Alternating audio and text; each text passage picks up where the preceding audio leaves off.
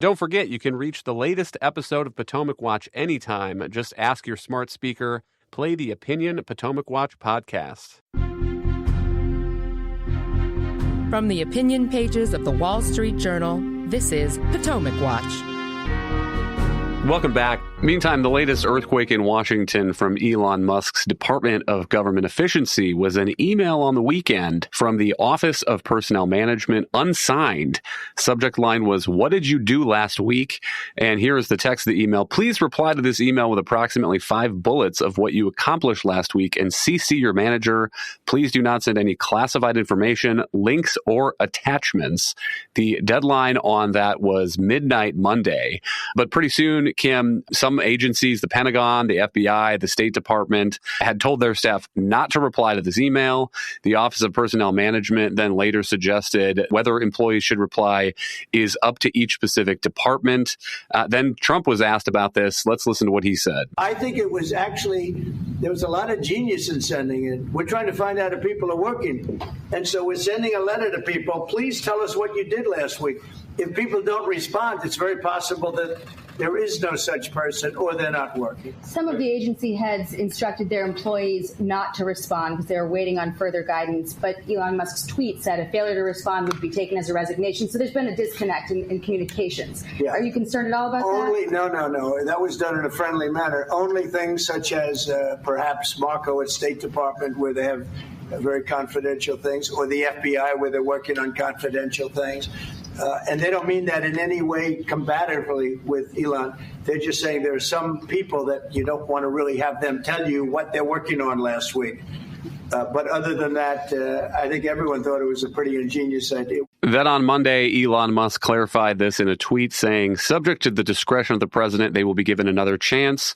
Failure to respond a second time will result in termination, unquote. So, Kim, what do you make of this DOGE effort? And if you're sitting in the State Department or the USDA, do you reply to the email? It strikes me as a very good thought. And Elon Musk, after the initial furor, did put out some more explanation behind what really drove it, saying kind of like what the president said, that there is some concern.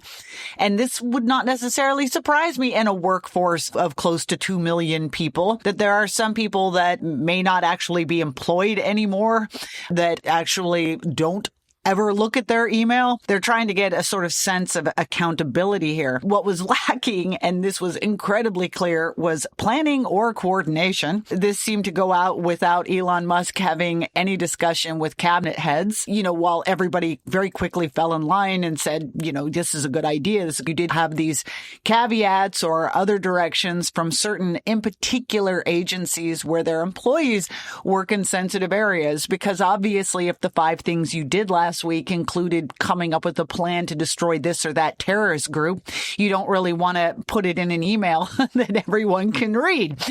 I mean, again, the idea is sort of common sense. A lot of people made a point of saying, look, too, if you honestly can't come up with 5 things you did over the past week, that's a problem. We'll have to wait and see what kind of answers came in and what kind of compliance. My guess would be that once people felt confident that they could and should send these emails, that there probably would be a pretty high response rate. It seemed like something that, again, might have had a good purpose, but maybe wasn't handled very well. It does add to the sense, Kate, that this DOGE effort is government by adhocracy. And there have been a couple examples of DOGE efforts that have been quickly reversed. DOGE went into the Energy Department and did some cuts, and then whoops, realized that they had let go some people who were working on maintaining U.S. nuclear weapons.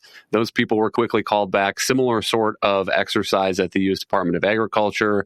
There were several people let go who were apparently working on the U.S. response to the avian flu, the bird flu that has helped push up egg prices so much. And it makes me wonder, Kate, whether Elon is getting out on a limb. You're starting to hear some grumbling even from the GOP side of the aisle that DOGE cannot eliminate the Department of Agriculture, that some of these cuts don't seem like they they are really thought through. And if you are a cabinet secretary who is appointed by President Trump and it's your job to manage one of these departments, it strikes me as potentially an issue if you have an outsider who is emailing all of your employees and ordering them to do things. I mean, I start with a baseline high level of sympathy for the email of what did you do last week? My views on this are informed by helping cover a story in 2013 about an EPA employee who was pretending to be undercover for the CIA for the Air Radiation Office. And, it took the EPA a very long time to detect that he was, in fact, not operating for the CIA, but just simply bilking EPA. And so, look, there are certainly folks in the federal government who perhaps are not providing as much value as the taxpayer would like. But I think the one thing that we're getting at here, though, is that shock value really can have a shelf life. And if what DOGE wants to get done is not obvious, it's not obvious what they want to do with the results of this email, and they want to be working with the cabinet secretaries to help the cabinet secretaries get their own priorities done. So you don't want to set up this adversarial power center that these cabinet secretaries don't want in their neighborhood. I'm sympathetic to it because we have struggled so much to reform the civil service and to tamp down on the growth of government and government employees. But at the same time, DOGE is struggling to articulate a case of what it's trying to accomplish. And that is, I think, undermining its cause. But on the flip side, Kyle, I mean, some of the coverage of this email about tell us 5 things you did last week, people in the private economy sometimes have to justify their jobs when new management arrives. I understand why some folks didn't simply just answer the email.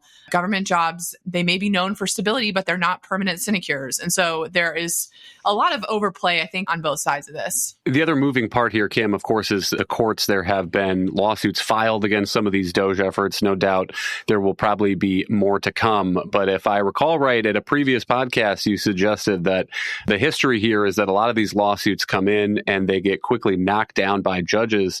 And at least a couple of examples of that happening. Now, vindicating your prediction, Kim, one last week, a lawsuit brought against DOGE by some state attorneys general. And the judge essentially said in that case that they had not established irreparable harm, that a lot of their claims about what DOGE was doing and the ill things that could come of it were too speculative for the courts to weigh in on at this point. So, Shock, one victory at least up there for the DOGE team and allowing them to proceed and move forward. Yeah, and that was the right decision because injunctions, as we know, are meant to be used sparingly, in particular, only after you've shown a very high likelihood that you are going to win on the merits. And that's the bar. And we saw another judge also was another win for the White House. There was litigation brought by a group of unions over DOGE's access to information at HHS and the labor departments. And the judge in that case suggested that this was not even the correct jurisdiction to have brought that lawsuit, that this was something that had to be handled rather by a labor board. On the other hand, there have been a couple of judges, and we've had this just in the last few weeks, that have issued injunctions and temporarily barred DOGE from accessing, for instance, student loan information at the education department. Another judge, for instance, put a hold on DOGE's decision to hold certain contracts or cancel certain contracts and grants for DEI. Now, in those cases, it seems that the judge wants more information before deciding whether or not to issue a longer-term injunction. But all of these things, look, this is exactly as I thought it would happen. They're going to get a lot of attention, but it's going to be a while before some of this works through the courts. And I think on a lot of issues that have to do with straight-up personnel management and even possibly access to documents, those are ones that I think DOGE is on pretty strong ground. There are some other things that they have taken that are purposely a lot more aggressive, and those are legitimate issues for the court to be sorting out. Thank you, Kim and Kate. Thank you all for listening. You can email us 5 things that you did last week at pwpodcast@wsj.com. If you like the show, please hit that subscribe button, and we'll be back tomorrow with another edition of Potomac Watch.